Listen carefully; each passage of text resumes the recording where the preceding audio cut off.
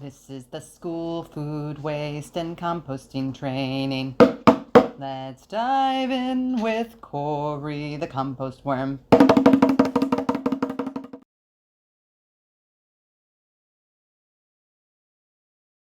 I like to start with a soil health overview. Despite all of our accomplishments, we owe our existence to a 6-inch layer of topsoil and the fact that it rains. Globally, soil health is on decline, and what's primarily missing are the aerobic organisms. To restore soil health, there are 5 principles that are often talked about: having living roots in the ground, maximizing diversity, minimizing disturbance in bare soil, and having animals in contact with the soil. Cold composting requires less effort. You essentially let a pile build and decompose using the same types of ingredients as in hot composting. Here you want to be sure that you're definitely using enough carbon, however, to make sure that your compost system isn't going to get overly wet from the food scraps, and that you have enough of whatever carbon source you're using to absorb moisture and act as a biofilter to keep the odors down so you're not attracting wildlife. Decomposition takes substantially longer in cold composting. It can be up to a year or more depending on how you mix it. Temperatures won't get hot and will likely stay below 90 degrees, so you need to think about avoiding adding meat, dairy, and fat, as well as any garden refuse that has gone to seed, because you're not going to be getting the temperatures required to kill the weed seeds or to reduce pathogens in those other materials. Now, if you get a little bit of casserole that has some meat in it in a cold composting system, that's fine. You just don't want that to be a larger volume of the materials that you're using. The dotted line on this graph shows the approximate temperatures that you might expect in cold composting. So they really don't get warm at all. You may have a little surge when you're adding fresh materials and carbon, and if the moisture's right and all the other conditions are right. But really, it's just going to kind of go up and down a little bit and stay there. And that's part of why it'll just take longer for all of the materials to decompose. Enables conditions for all of this. It acts as an inoculant, bringing billions of microbes into the ecosystem, and can also be used as mulch, letting the soil life work its way down into the soil. But what is compost? It's a stable soil or humus-like material, rich in organic matter and organisms, free from unpleasant odors and easy to handle. It can be stored for long periods of time and is a great soil or potting media amendment. How does compost support soil health? It improves physical properties by increasing water retention, improving soil aeration and structural stability, increasing resistance to water and wind erosion. It enables roots to penetrate deeper into the soil, and it also acts as a soil temperature stabilizer. Compost enhances the chemical properties, increasing macro and micronutrient content, the availability of beneficial minerals, stabilizes soil pH, and converts nutrients into a more stable form, reducing fertilizer requirements. Compost improves the biological properties by increasing the activity of beneficial microorganisms, promoting root development, and it can increase agricultural crop yields as well as suppress certain plant diseases. It acts as a biofilter, bonding with heavy metals. Just 1 teaspoon of compost can hold over 1 billion bacteria, several yards of fungal filaments, several thousand protozoa, and scores of beneficial nematodes. The organic matter in compost acts like a sponge and can absorb 6 times its weight in water. Just a 1% increase in soil organic matter in the top 6 inches can hold about 27,000 gallons of water per acre. That's about the amount of rain from a 1-inch rain event. When added to soil, it can filter out stormwater pollutants, and it also acts as a reservoir for nutrient storage and sequesters carbon from the atmosphere. And this leads us to the recipe development, management, and tracking. So remember, composting is a controlled aerobic biological process. Microorganisms are the key. Your goal is to turn organic material into an easy-to-handle humus-like product, rich in organic matter and microorganisms. And the primary end products are really just carbon dioxide, water, and finished compost.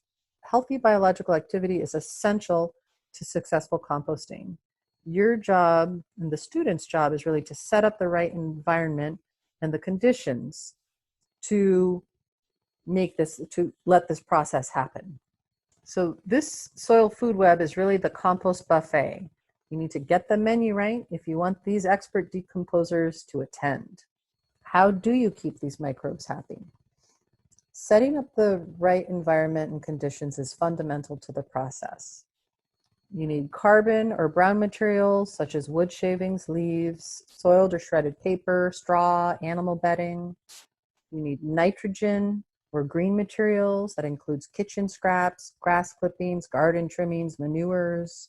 An initial boost can be really helpful, so a little bit of soil or finished compost or horse manure also often has that right mix of microbes.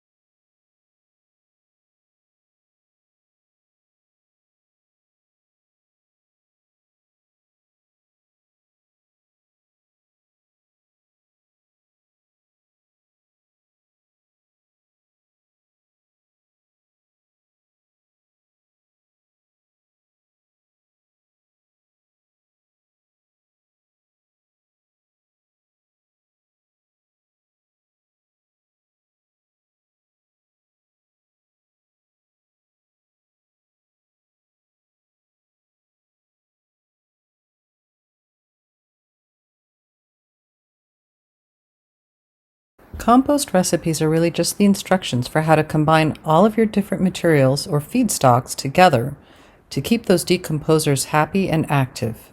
If you're just using food scraps and wood shavings, your recipe will be different from someone who is using food scraps, manure, leaves, and wood chips.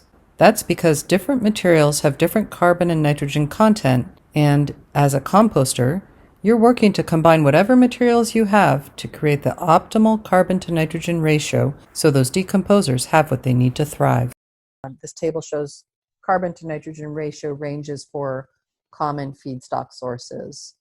You see that wood chips or sawdust are significantly higher carbon to nitrogen ratio. This is important because remember I had recommended maybe using some wood shavings or sawdust at your collection points, right? So you just need a little bit of it over the top of those food scraps. And then you need to know how much, at least visually, how much when you're adding it into your system was used because that's going to contribute disproportionate to its volume a certain amount of carbon. And so just keep that in mind. There are a lot of compost recipe calculators available online as well, where you can estimate different volumes of what you're putting in to your compost system, and it'll help you fine tune that. Just a note on manure, if it comes with bedding, what is that bedding, and how does that, because that's likely a carbon source. So that may alter really what the carbon to nitrogen ratio is. So that basic recipe we've been talking about is 2 to 3 parts carbon to 1 part nitrogen. And then just a note, in tumblers, if you're using wood shavings, which we do recommend, it's really just 1-to-1 or even a little less than 1-to-1 wood shavings to food scraps. Part of why we recommend wood shavings, similar to recommending wood shavings at collection points, is that it's such a high carbon to nitrogen ratio that volumetrically you don't need as much to get the right carbon to nitrogen mix for. Effectively, it frees up more volume of your tumbler to process those food scraps. But if you don't have access to that, you can still use any kind of other kind of carbon. You're just going to need more of it in the tumbler. Acceptable materials include of course, fruit and veggie scraps and peels. We do get questions about whether it's okay to put pasta and rice or pastries, bread in compost systems. That's totally fine. Dairy products, as long as it's, I wouldn't put tubs and tubs of yogurt in, but, some is fine. Certainly nuts and shells, coffee grounds or spent tea bags, as well as their filters, are fine. Sawdust, leaves, yard and garden trimmings, napkins and paper towels are fine. Compostable, to some extent, compostable plates or cups are fine. Just be sure that they're really fully compostable and they're not lined with a microfilm of plastic. That you don't want in your system. Livestock bedding and manure and straw are fine. If you're sure that you're getting those higher temperatures, you can add hay in, but hay tends to have more seeds in it. And so if you're not getting those high temperatures, your resulting compost will be effectively seeding hay. In terms of sourcing, we all make food scraps. Those aren't really the hard part to come by. But in terms of sourcing carbon, if you don't have like a wood shop at your school, you can reach out to local woodworkers or town and utility crews for wood chip or landscapers. Explain to them what you're doing. They're often, for many of these folks, this is a waste product from what they're doing. And so they're often happy to have it go to a compost system. Leaves, you can do a neighborhood leaf collection, or again, landscapers. And then if you're in an area where there's farmers or folks that have home or backyard animal pens, reaching out for that livestock bedding is great material for compost systems. So tying it all together, this graph, how when you get the right proportions of everything together, what you would expect for temperatures in your compost system. So when you're first mixing things together, it might be a little slow to get started. Sometimes tumblers can really key off in a day or two, though. But in your bin system, often it takes a few days or a week or so to get into that thermophilic stage, which is that hot compost stage. 120s, 140s are great. And then as you're turning it, you might, it might cool down, and then you turn it. You're remixing all of the materials together, so you're going to get another little temperature spike. But you definitely want it to be cooler and stable, so even when you're turning it, you're not getting a temperature spike anymore when it's a good, stable, finished compost.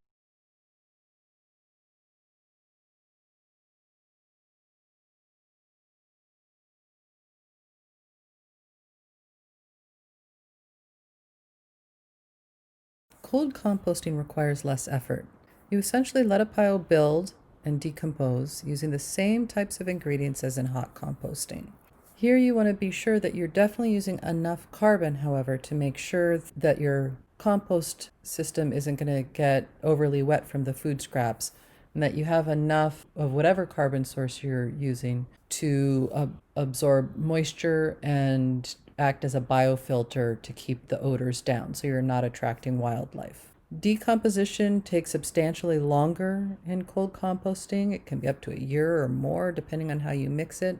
Temperatures won't get hot and will likely stay below 90 degrees, so you need to think about avoiding adding meat, dairy, and fat, as well as any garden refuse that has gone to seed, because you're not going to be getting the temperatures required to kill the weed seeds or to reduce pathogens in those other materials. Now, if you get a little bit of casserole that has some meat in it in a cold composting system, that's fine. You just don't want that to be a larger volume of the materials that you're using. The dotted line on this graph shows the approximate temperatures that you might expect in cold composting. So they really don't get warm at all. You may have a little surge when you're adding fresh materials and carbon, and if the moisture's right and all the other conditions are right. But really, it's just going to kind of go up and down a little bit and stay there. And that's part of why it'll just take longer for all of the materials to decompose. In terms of best management practices, mixing the ingredients together to create a homogeneous mix is best. You can layer it, will, just as it decomposes, do some mixing, or when you're moving a layered bin from one bin into the next bin, there's mixing that happens there. Balancing that carbon to nitrogen ratio, paying attention to moisture and bulk density, that will help you ensure that there's the proper aeration. And then just, always be observing. Every time you're at your system, observe, take the temperature, look and feel. There is a bit of trial and error. It's definitely an art and science to knowing when to add more material, when to close down a bin to let it do, the decomposers do their jobs. Just sort of the tempo of your system is going to take some experimentation to get right. How you keep track of all of that is through making those observations and writing them down in a logbook or some kind of notebook. So it's really important that if you're doing a squeeze test or to estimate the moisture, what is that moisture rating? Does it smell? Is it really stinky, or does it smell like ammonia? These can be indications that it's too wet or anaerobic conditions are starting to form. What are the temperatures? Depending on the system, you may want to take it at different depths. This is why you might need a logbook with a couple columns for temperatures. Did you turn it? Did you water it? Were there any other actions taken? All of this is really important to keep track of. There are a lot of different templates available online freely that you can download and then modify to suit your system and your team's needs. Here's just the filled out clipboard is the type of log that Charlotte Central School uses. If you're using a tumbler, you may want a specific binder with the logbook just for the tumbler. So that's an important point to bring out. If you're using different types of systems along the way, you want to be making sure that you're taking the different observations and which system they match with, they correspond to. Now we're going to get into a little bit of the safety and vector control. So the first thing I'm going to talk about is reducing the paths to exposure. First, you need to assign roles carefully, paying attention to any individuals who may be at higher risk, while of course protecting their privacy. So we have a whole handout that we've included in your packet about health and safety tips for school composting. But if you know that kids either are at higher risk, they're immune compromised, maybe they have asthma, or staff as well, anybody who's involved in the system, you don't want those folks being the ones necessarily to be turning the compost or to be carrying the fresh scraps out and mixing them in. A good role for them might be watering or taking temperatures or holding the log book and making notes while other students or staff are turning or adding water or scraps or mixing the manures in. That's just because there can be a lot of airborne particles that kick up when you're managing a compost system, and you don't want folks who may be more sensitive to that to be overly exposed to it. All participants should be wearing personal protective equipment at all times. And so this sort of supports what I just said, but really now that we're in the time of COVID-19, everybody's doing this anyway. This type of system can definitely be managed and done in a socially distanced, safe way. But wearing gloves, wearing masks is definitely key to keeping everybody safe. It's super helpful if you can to provide a hand washing station near your system and have everybody washing their hands, even if they've worn gloves while working in the system. Wash their hands when they're done their session. And be sure to post hand washing instructions. If a hand washing station isn't realistic for your site, you can provide hand sanitizer as well, but good old-fashioned soap and water is the best. And then if people are coming, if students are coming and they may not have their own gloves, or make sure that you have a protocol in place for collecting and laundering any of those washable gloves or face masks that are going to stay with you on site. Or have a trash bin handy for any disposable gloves or masks to go into when they're done. You also want to think about tool and equipment cleaning protocols. So ideally, you may be able to have separate tools for managing raw feedstock and for turning active compost, different than the ones that you use for managing the cured compost or finished compost products. So sort of one set of tools for what's going into your system and another set of tools for what's coming out of your system. Alternately, you can sanitize your tools after use with raw feedstocks. And really, that can be just soap and water or hosing them down, depending on what you have. Or it can also just be being sure that a number of days goes by between when they're used for raw feedstocks and when they're used for finished compost products. Paying attention to cleaning and sanitizing all food scrap collection buckets, very important. And then also just wiping down, if possible, the often touched parts of the bins or the tools or other surfaces that come in contact with food scraps, or many different hands can be really helpful. So again, I talked a little bit already about how to clean and sanitize. This is for hands as well as equipment. Soap and warm water, the best. You can use household cleaners. If you use bleach solutions, it's about 1/3 cup per gallon water. Alcohol solutions should be at least 70% alcohol. And you can also just look on the EPA website and our CDC websites to find a whole list of other approved sanitizing agents. And I'm going to talk just a minute about having a compost plan. It's a little bit broader reaching than just the health and safety aspect, but it is good to have a compost site plan in place. So this may list the details of the compost methods you chose. If it makes sense, you can also list the other systems that you considered and why you didn't choose them. You can outline health, safety, and fire emergency plans. If appropriate for your site, you should be thinking about security and vandalism. Are you locking stuff up? Do you have a lock for your shed, perhaps? Anything like that would be good to keep in a site binder. Then as well, any notes about monitoring and record keeping, having extra log book pages that can easily be photocopied can be super helpful and just save time overall. If you have any specific provisions for controlling odors or best management plan in place for that, make sure it's noted down. This is sort of your playbook for how your compost system is going to be managed. And then as well, have contingency plans in place. And so, none of us could have foreseen the pandemic and the impact that that had on our local schools.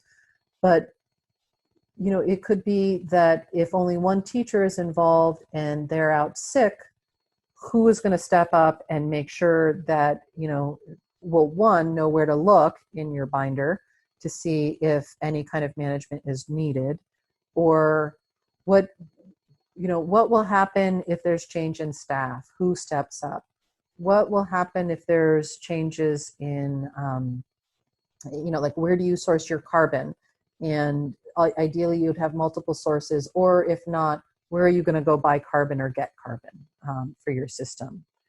And then in the case that we've just recently experienced with the pandemic, it is good to just have a plan in general, regardless of the reason, if you need to shut your site down for a time.